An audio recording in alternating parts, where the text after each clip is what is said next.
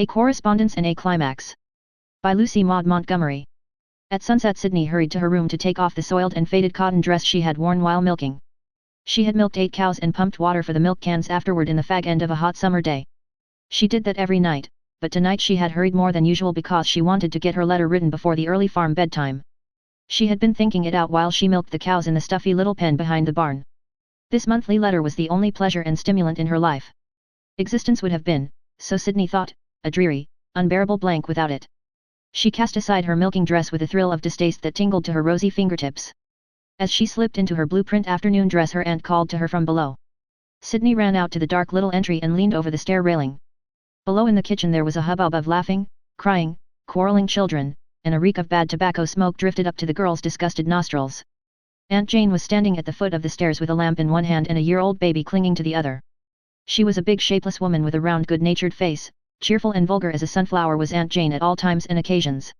"I want to run over and see how Mrs. Brooksby is this evening, Siddy, and you must take care of the baby till I get back." Sydney sighed and went downstairs for the baby. It never would have occurred to her to protest or be petulant about it. She had all her aunt's sweetness of disposition, if she resembled her in nothing else. She had not grumbled because she had to rise at 4 that morning, get breakfast, milk the cows, bake bread, prepare 7 children for school, get dinner, preserve 20 quarts of strawberries, get tea and milk the cows again. All her days were alike as far as hard work and dullness went, but she accepted them cheerfully and uncomplainingly. But she did resent having to look after the baby when she wanted to write her letter. She carried the baby to her room, spread a quilt on the floor for him to sit on, and gave him a box of empty spools to play with. Fortunately he was a phlegmatic infant, fond of staying in one place, and not given to roaming about in search of adventures, but Sydney knew she would have to keep an eye on him, and it would be distracting to literary effort. She got out her box of paper and sat down by the little table at the window with a small kerosene lamp at her elbow. The room was small, a mere box above the kitchen which Sydney shared with 2 small cousins. Her bed and the cot where the little girl slept filled up almost all the available space. The furniture was poor, but everything was neat. It was the only neat room in the house, indeed, for tidiness was no besetting virtue of Aunt Jane's.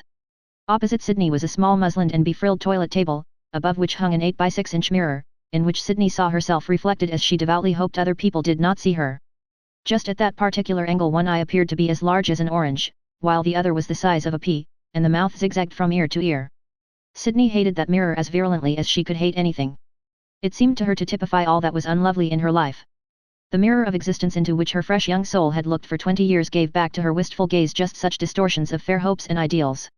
Half of the little table by which she sat was piled high with books, old books, evidently well-read and well-bred books, classics of fiction and verse every one of them, and all bearing on the flyleaf the name of Sydney Richmond, thereby meaning not the girl at the table, but her college-bred young father who had died the day before she was born. Her mother had died the day after, and Sydney thereupon had come into the hands of good Aunt Jane, with those books for her dowry, since nothing else was left after the expenses of the double funeral had been paid. One of the books had Sydney Richmond's name printed on the title page instead of written on the flyleaf. It was a thick little volume of poems, published in his college days, musical, unsubstantial, pretty little poems, every one of which the girl Sydney loved and knew by heart. Sydney dropped her pointed chin in her hands and looked dreamily out into the moonlit night, while she thought her letter out a little more fully before beginning to write. Her big brown eyes were full of wistfulness and romance, for Sydney was romantic, albeit a faithful and understanding acquaintance with her father's books had given to her romance refinement and reason, and the delicacy of her own nature had imparted to it a self-respecting bias. Presently she began to write, with a flush of real excitement on her face. In the middle of things the baby choked on a small twist spool and Sydney had to catch him up by the heels and hold him head downward until the treble was ejected. Then she had to soothe him, and finally write the rest of her letter holding him on one arm and protecting the epistle from the grabs of his sticky little fingers. It was certainly letter writing under difficulties, but Sydney seemed to deal with them mechanically. Her soul and understanding were elsewhere. 4 years before, when Sydney was 16, still calling herself a schoolgirl by reason of the fact that she could be spared to attend school 4 months in the winter when work was slack, she had been much interested in the maple leaf department of the Montreal weekly her uncle took. It was a page given over to youthful Canadians and filled with their contributions in the way of letters, verses, and prize essays. Noms de plume were signed to these, badges were sent to those who joined the Maple Leaf Club, and a general delightful sense of mystery pervaded the department. Often a letter concluded with a request to the club members to correspond with the writer. One such request went from Sydney under the pen name of Ellen Douglas. The girl was lonely in Plainfield, she had no companions or associates such as she cared for, the Maple Leaf Club represented all that her life held of outward interest, and she longed for something more. Only one answer came to Ellen Douglas, and that was forwarded to her by the long-suffering editor of the Maple Leaf. It was from John Lincoln of the Bar and Ranch, Alberta. He wrote that, although his age debarred him from membership in the club, he was 20, and the limit was 18, he read the letters of the department with much interest, and often had thought of answering some of the requests for correspondence. He never had done so, but Ellen Douglas's letter was so interesting that he had decided to write to her. Would she be kind enough to correspond with him? Life on the Barren, 10 miles from the outposts of civilization, was lonely. He was 2 years out from the east, and had not yet forgotten to be homesick at times. Sydney liked the letter and answered it. Since then they had written to each other regularly. There was nothing sentimental, hinted at or implied, in the correspondence.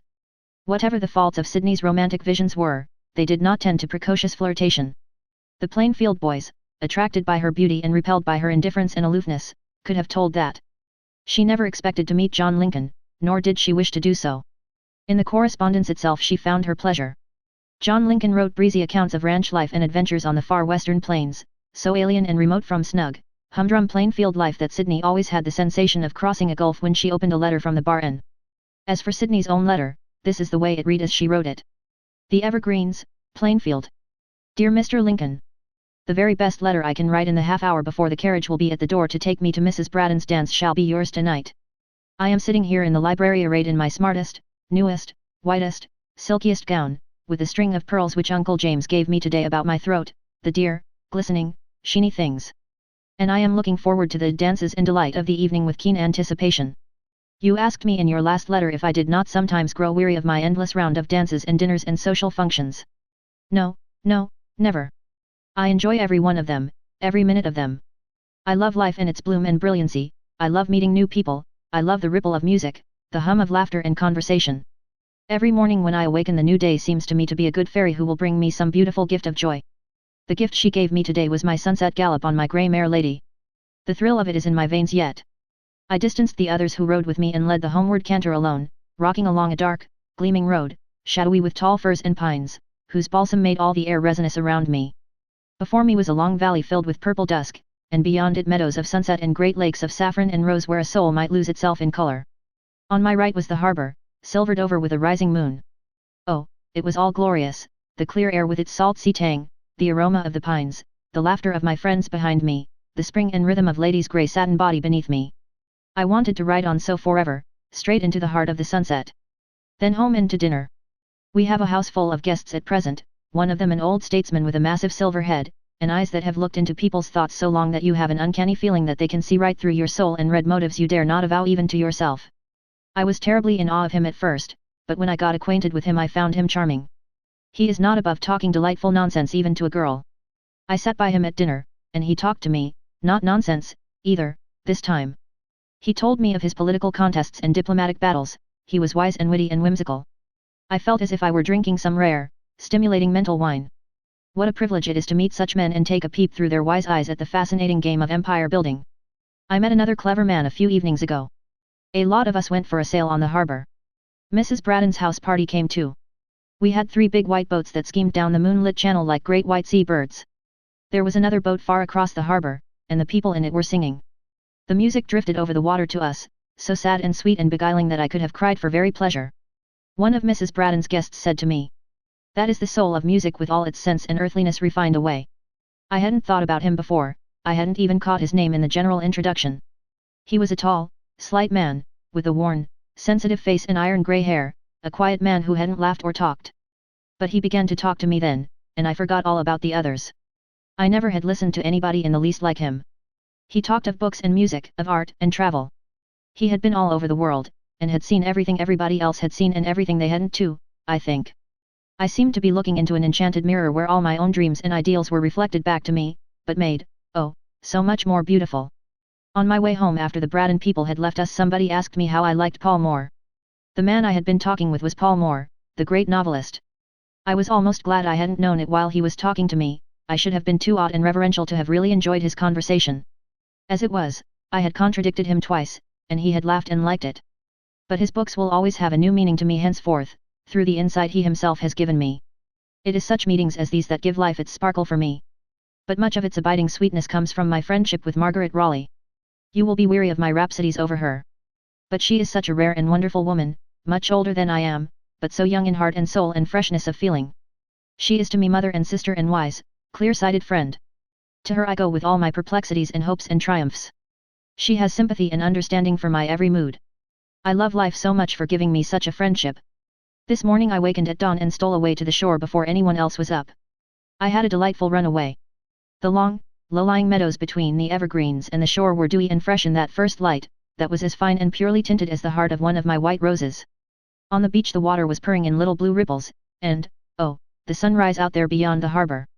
All the eastern heaven was abloom with it. And there was a wind that came dancing and whistling up the channel to replace the beautiful silence with a music more beautiful still. The rest of the folks were just coming downstairs when I got back to breakfast. They were all yawny, and some were grumpy, but I had washed my being in the sunrise and felt as blithesome as the day. Oh, life is so good to live. Tomorrow Uncle James's new vessel, the White Lady, is to be launched. We are going to make a festive occasion of it, and I am to christen her with a bottle of cobwebby old wine. But I hear the carriage, and Aunt Jane is calling me. I had a great deal more to say, about your letter, your big roundup and your tribulations with your Chinese cook, but I've only time now to say goodbye. You wish me a lovely time at the dance and a full program, don't you? Yours sincerely, Sydney Richmond. Aunt Jane came home presently and carried away her sleeping baby. Sydney said her prayers, went to bed, and slept soundly and serenely. She mailed her letter the next day, and a month later an answer came. Sydney read it as soon as she left the post office, and walked the rest of the way home as in a nightmare, staring straight ahead of her with wide open, unseeing brown eyes. John Lincoln's letter was short, but the pertinent paragraph of it burned itself into Sydney's brain. He wrote, I am going east for a visit. It is 6 years since I was home, and it seems like 3 times 6. I shall go by the CPR, which passes through Plainfield, and I mean to stop off for a day. You will let me call and see you, won't you? I shall have to take your permission for granted, as I shall be gone before a letter from you can reach the bar. I leave for the East in 5 days, and shall look forward to our meeting with all possible interest and pleasure. Sydney did not sleep that night, but tossed restlessly about or cried in her pillow. She was so pallid and hollow-eyed the next morning that Aunt Jane noticed it, and asked her what the matter was. Nothing, said Sydney sharply. Sydney had never spoken sharply to her aunt before. The good woman shook her head. She was afraid the child was taking something. Don't do much today, Sydney, she said kindly. Just lie around and take it easy till you get rested up. I'll fix you a dose of quinine. Sydney refused to lie around and take it easy. She swallowed the quinine meekly enough, but she worked fiercely all day, hunting out superfluous tasks to do. That night she slept the sleep of exhaustion, but her dreams were unenviable and the awakening was terrible. Any day, any hour, might bring John Lincoln to Plainfield. What should she do? Hide from him? Refuse to see him? But he would find out the truth just the same, she would lose his friendships and respect just as surely. Sydney trod the way of the transgressor, and found that its thorns pierced to bone and marrow. Everything had come to an end, nothing was left to her. In the untried recklessness of 20 untempered years she wished she could die before John Lincoln came to Plainfield. The eyes of youth could not see how she could possibly live afterward. Some days later a young man stepped from the CPR train at Plainfield Station and found his way to the one small hotel the place boasted. After getting his supper he asked the proprietor if he could direct him to the Evergreens. Caleb Williams looked at his guest in bewilderment. Never heard o' such a place, he said.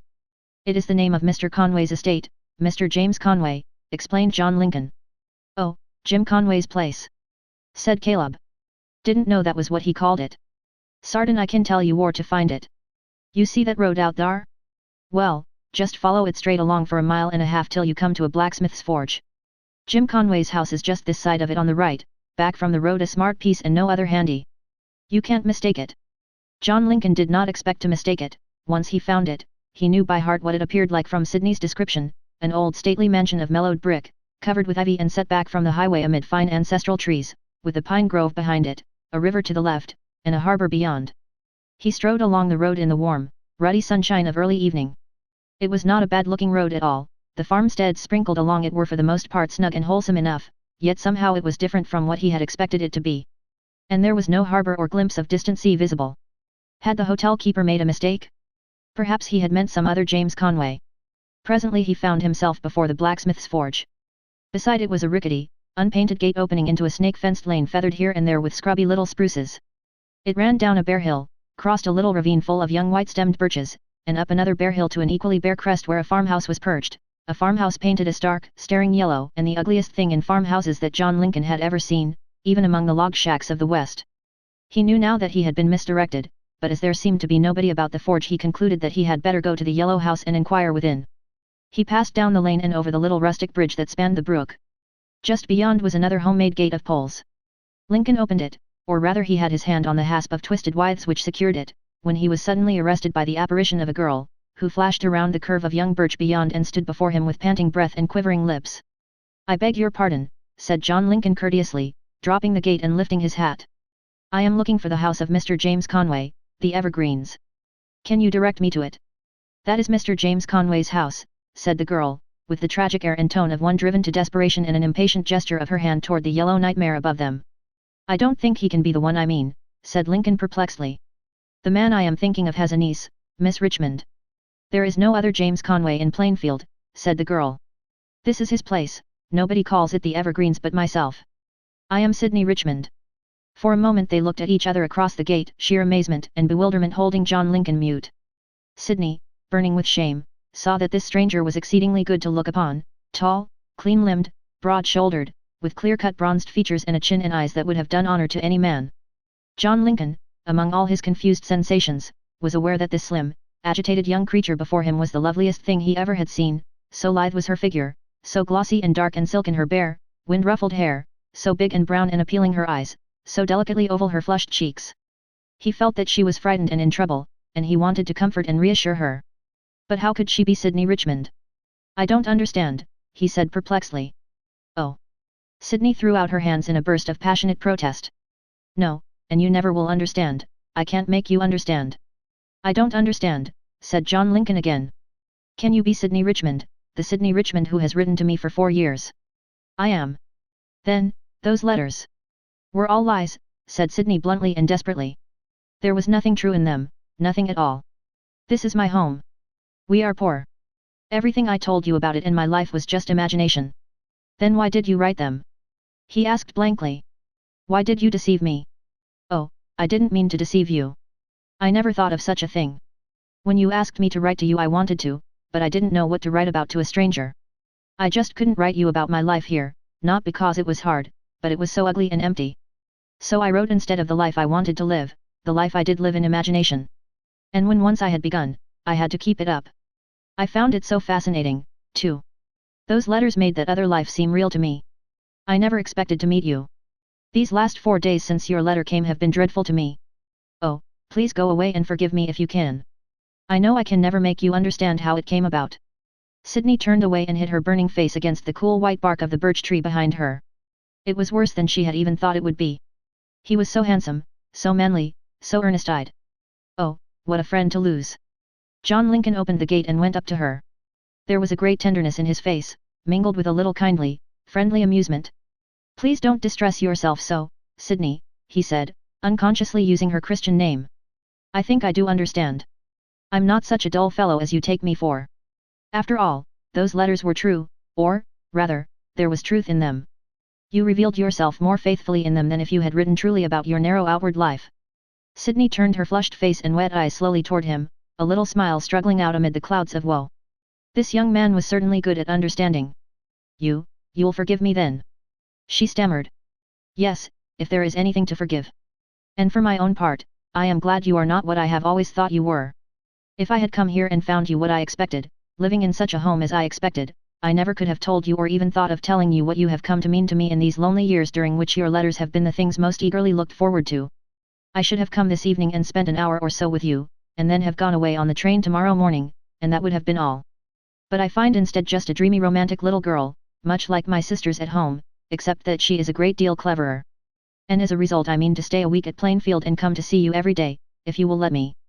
And on my way back to the bar and I mean to stop off at Plainfield again for another week, and then I shall tell you something more, something it would be a little too bold to say now, perhaps, although I could say it just as well and truly.